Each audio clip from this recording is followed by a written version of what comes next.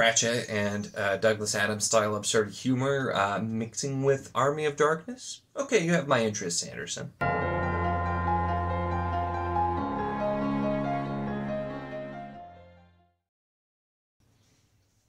Hello and welcome to my channel. In this video I will be talking about the Frugal Wizard's Handbook for Surviving Medieval England, which is Secret Project number 2 from Brandon Sanderson's Kickstarter. And I had a lot of fun with this one. So with the first Secret Project, I liked Tress. I thought it was pretty solid, but it wasn't fully my thing. This, though, was absolutely nothing like what I was expecting whatsoever. I had not read a lot of the descriptions of these just because I figured I'd wait until I got them. And I tend to go in blind with most books, so that was kind of it. But this definitely starts off a little bit crazy. But also leans a lot more to sci-fi than fantasy, which I was not really expecting either. I thought this was going to be more so like about a wizard who was actually telling you how to survive medieval England. Is more so what I was expecting, versus instead the more sci-fi leaning thing. And this one opens up the main character. They wake up in the middle of the clearing. There's like a fire, and they had a book that seems to have exploded. And slowly they have to try and figure out what's going on, having no memory of who they are, why they're there, or what is going on.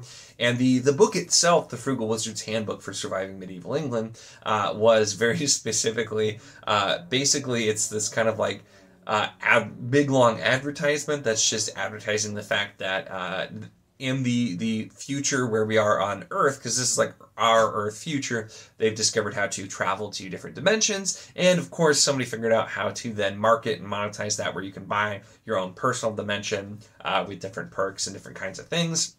And so it's set up where basically there are a lot of dimensions for some reason that are similar to medieval England. And so because of that, people can go there. And so the whole idea being that with even your basic knowledge and education and skills and everything from being in the future, you know, the current timeline, you'll seem like a wizard and can then impress that upon the people, and basically you'll run your own little pocket dimension.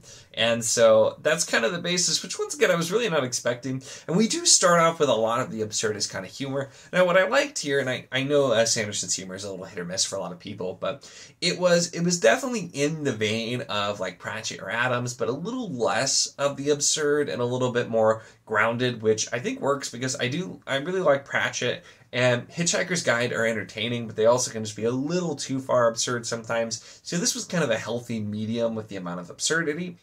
And then, though, what's really surprised me even more after starting this book, I mean, like, oh, this is just going to be silly, ridiculous, that kind of thing, is we fairly early on start to actually show that, no, we're actually going to have a little bit of serious and a deeper story than I was expecting, and I think it worked pretty well here, at least for me, because I was good with humor. It was kind of just silly, like, you know, amusing, not like laugh out loud funny, but we also, even as we start to get to the more serious stuff, we have these little bits where we'll see an excerpt from this book, usually an advertisement, this kind of thing, with that very, I feel like Hitchhiker's Guide kind of feel, where it's talking about this perk or that perk, or once again, mostly advertising or having disclaimers or those kinds of things, explaining little bits and pieces about what's going on there, which kind of give you that little bit of comic relief, which keeps it feeling pretty light, even at the more serious notes. But also, just like I said, the more serious notes were not really things that I was expecting.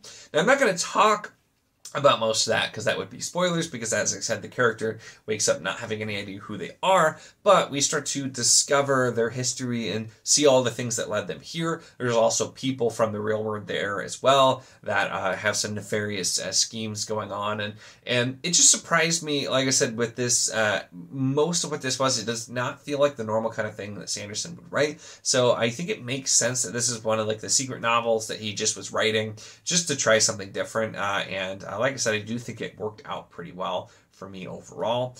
There's a lot of just fun things in this with it. One of my favorite of the just kind of silly, absurd bits was talking about, can I have a dimension that's populated exclusively by, sapient bananas? And it just says no. And there's little things like that, and it elaborates on it a little bit more. kind of the Q&A or FAQ kind of questions, the bits there to just populate and make it seem more fun, while also going a bit more on the serious side. And the book does still have some elements of kind of like magic and that sort of thing as well, but it's taking place in this dimension where it is kind of still medieval England, and we're looking mostly at like the Norse gods, some other things, and the characters that are introduced. Like I said, we get a little bit more depth to them as we go along, and we start to really get more of a complex picture, which really gives it an interesting and unique feel, kind of just going through and bending all these genres into one gives you something pretty unique overall. And I have to say, like I think I actually might have mentioned before, I like this a little bit more than chess, and this definitely has me feeling pretty optimistic for the rest of the secret projects, because so far they've been solid. Nothing like mind-blowing, but something fun and different.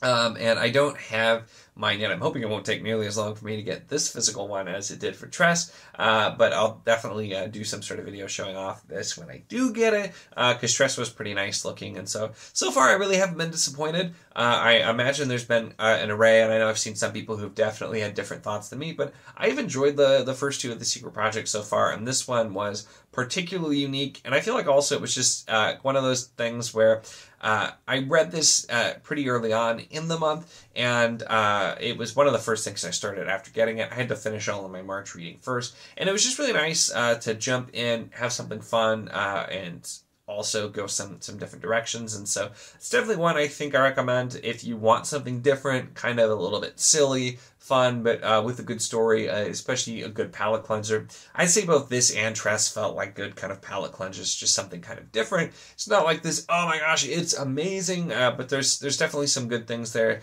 some fun things there, and both are fairly light for the most part throughout, which I think is helpful and just kind of nice to have books like that so far. But yeah, I'm pretty optimistic with seeing where these are going to go. This was a fun one, did a lot of cool things, and I have to mention too, because I feel like Sanderson can't help himself even with the secret projects, with leaving it open for more. The way this one ends, which I won't say anything because I'm not going to spoil obviously, but the way this one ends very much kind of just like casually drops a little bombshell on you and gives you very much an idea to keep you thinking about it afterwards, which I think is fun to have. It's not a cliffhanger by any means, but it's just that little thing to keep you thinking and wondering, and so I'll be really curious to see if Sanderson does revisit this or any of the other secret projects that are kind of their own standalone thing in the future, because I feel like there's a good chance that he may. I just don't think he'll be able to fully help himself. We'll probably, in another 10 years have some more secret novels coming out that are like following up on these things. Would not surprise me in the least, so it'll be interesting to see. But like I said, this one was fun. I really enjoyed it. If you like kind of just silly, dumb humor, I think this will work well for you. And if you don't, it does start to get a bit more serious the further you get along in as well. So there's definitely more there, and a good story as well. Once you get past kind of the funny things. But like I said, and the things I compared it to, especially Army of Darkness, which is really dumb humor, it's a great kind of B-movie type of thing. It works for me. I enjoy that kind of humor most of the time. And so I definitely was fine with it here. One that I definitely recommend checking out. If you were on the fence, or if you were like, this one's not Cosmere, I don't know if I'll check it out, I think it's definitely worth a read. I had a really fun time with it. That's pretty much it for this one, though. Make sure to give the video a like if you enjoyed it. Check the link in the description, as always, for the Wizardly Do It Discord if you want to chat books, whether this book, other books, any books, really anything at all. It is a lot of fun, and we'd love to have you. And, of course, if you enjoy my content, make sure to subscribe.